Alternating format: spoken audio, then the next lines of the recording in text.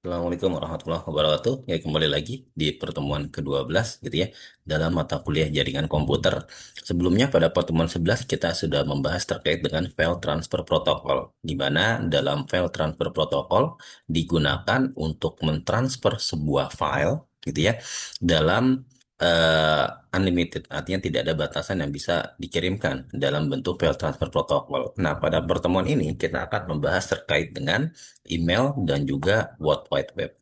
Untuk lebih jelas, saya akan coba share screen.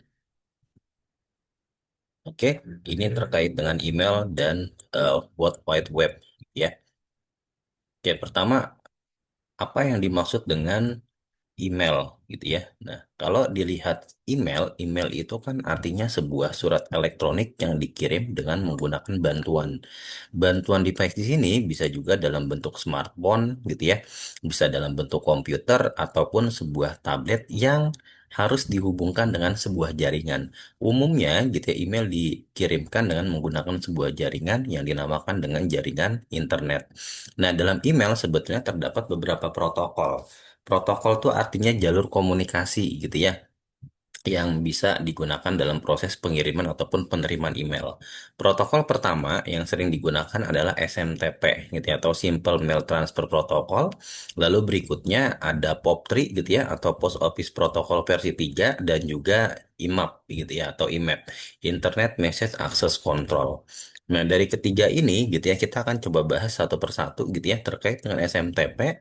Ini sebetulnya adalah sebuah protokol gitu ya yang digunakan untuk mengirimkan email dari pengirim ke server email dan antara server email.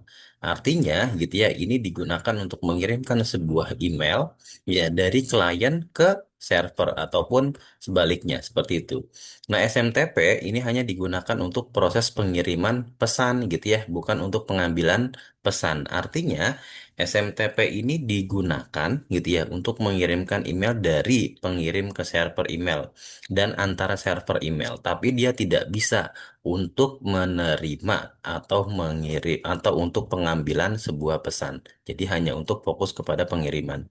Nah, untuk SMTP sendiri gitu ya, ini bekerja pada port 25 gitu ya. Tadi fungsinya adalah untuk mengirimkan pesan email dari klien ke server dan antar server, tapi bukan dari server ke klien. Seperti itu ya. Oke, berikutnya.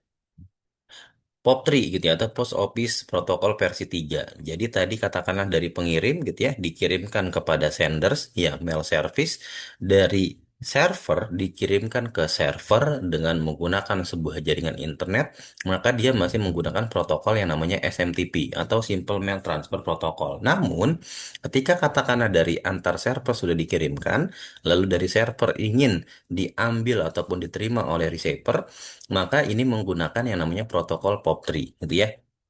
Nah, jadi protokol POP3 ini digunakan untuk mengambil sebuah email dari perangkat server ke perangkat klien gitu ya. Oke, berikutnya ada IMAP gitu ya, atau Internet Message Access Protocol. Nah, untuk IMAP gitu ya memungkinkan sebuah akses email secara langsung dari server tanpa mengunduhnya. Seperti itu. Nah, dengan IMAP, email tetap ada di server dan dapat diakses dari berbagai perangkat gitu ya. Katakanlah ini sebuah server gitu ya. Nah, server ini memiliki pesan, pesan ini langsung bisa dilakukan apa namanya, diambil gitu ya ataupun diakses dari masing-masing perangkat gitu ya, bisa smartphone, bisa laptop ataupun bisa tablet. Tadi fungsinya adalah untuk mengakses sebuah email tanpa mengunduhnya dan menyinkronkan status pesan di semua perangkat. Kelebihannya lebih fleksibel gitu ya, karena sebetulnya pesannya itu tetap berada di sebuah server dan dapat diakses dari perangkat mana saja. Kalau POP3 tadi artinya sebuah emailnya harus diambil ataupun diunduh terlebih terlebih dahulu. Perbedaannya apa? Untuk SMTP ini lebih digunakan untuk pengiriman pesan, ya sedangkan POP3 ataupun IMAP digunakan untuk pengambilan pesan. POP3 harus mengunduh pesan ke perangkat, sementara IMAP memungkinkan akses langsung ke server tanpa harus melalui pengunduhan. Jenis layanan email gitu ya, ada yang dinamakan sebagai web email ya atau webmail. Nah, webmail ini merupakan sebuah layanan yang dapat diakses melalui sebuah browser tanpa memerlukan perangkat lunak klien. Ya, misal katakanlah kita menggunakan Gmail gitu ya. Kita menggunakan Yahoo, kita menggunakan Outlook. Nah, itu adalah sebuah webmail memang yang disediakan oleh pengembang gitu ya untuk digunakan oleh kita sebagai klien tanpa harus memiliki atau memerlukan sebuah perangkat lunak. Keunggulannya apa? Dapat diakses dari perangkat apa saja gitu ya, selama perangkat yang memang kita gunakan itu terhubung ke jaringan internet. Fiturnya tadi ada penyimpanan cloud gitu ya, akses berbasis browser, pengelolaan kontak, dan juga integrasi dengan sebuah aplikasi lainnya. Lalu ada email berbasis aplikasi gitu ya, artinya yang ini adalah sebuah email yang memang kita harus memiliki aplikasinya. Baik itu aplikasi yang sifatnya mobile ataupun aplikasi yang sifatnya desktop.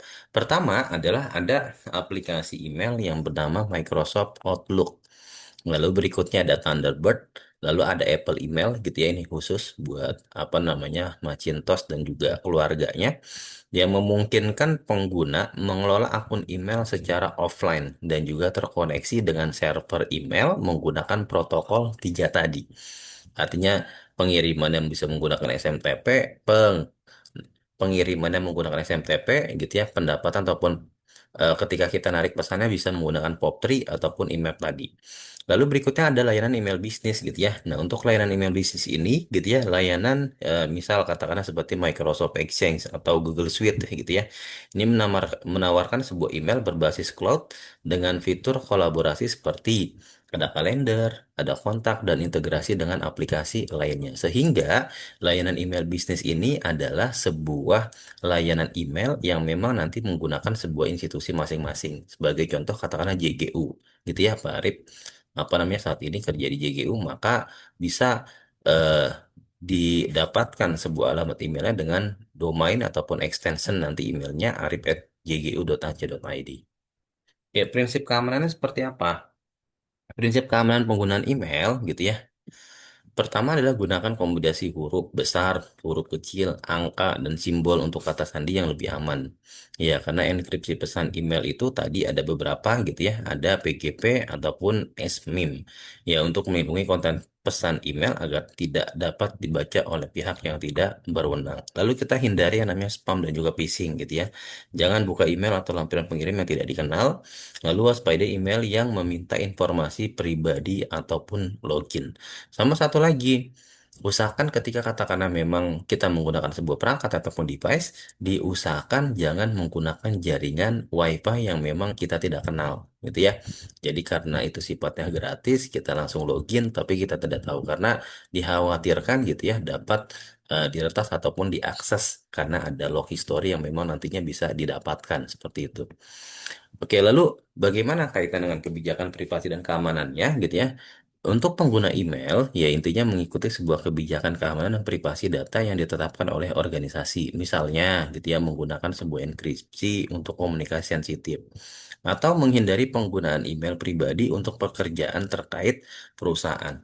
Jadi tempatkan pada porsinya email pribadi untuk pribadi, email perusahaan untuk perusahaan, gitu ya. Jangan sampai nanti yang didapatkannya adalah email perusahaan digunakan untuk pribadi atau sebaliknya. Oke, lalu bagaimana dengan www?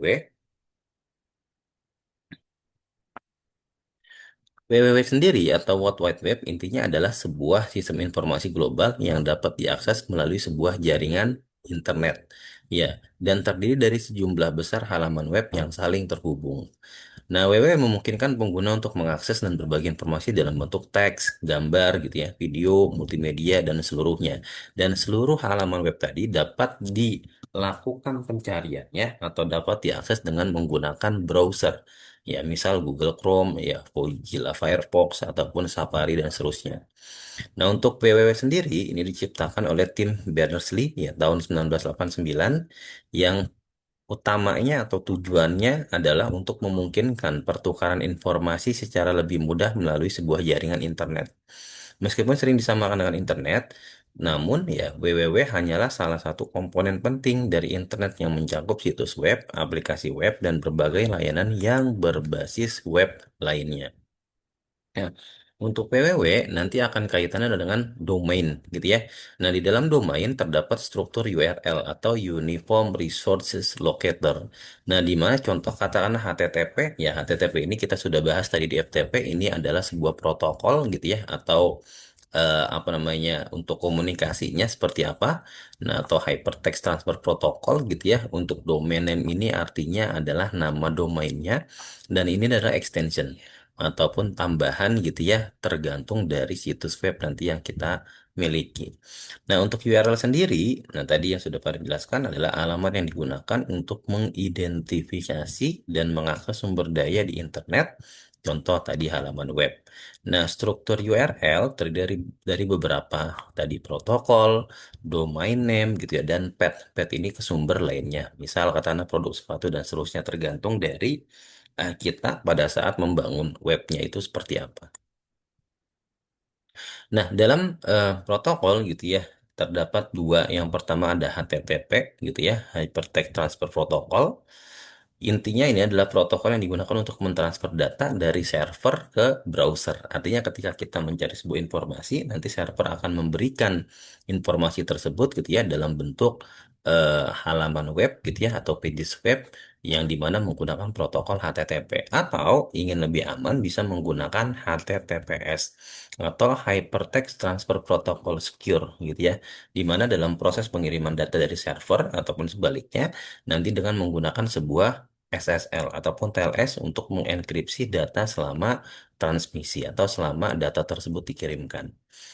Nah, poinnya dalam etika pengguna internet gitu ya. Jadi kita harus menggunakan sebuah internet dengan cara yang sesuai, menghormati privacy, baik privacy sendiri maupun orang lain, dan mematuhi sebuah hukum yang berlaku terkait dengan hak cipta. Ya, pengumpulan data pribadi dan penggunaan informasi secara sah gitu ya. Jangan menyebarkan apapun, baik itu yang sifatnya pribadi ataupun non etik gitu ya, ke dalam sebuah internet. Lalu keamanannya gimana? Keamanan pada www bisa dilakukan beberapa. Yang pertama, ada yang namanya Virtual Private Network atau VPN gitu ya. Nah, VPN ini digunakan untuk mengenkripsi sebuah koneksi internet pengguna dan menyembunyikan alamat IP untuk menjaga privasi dan mengakses internet secara aman. Contoh katakanlah kita selama terhubung ke jaringan internet, kita kan punya alamat IP ya.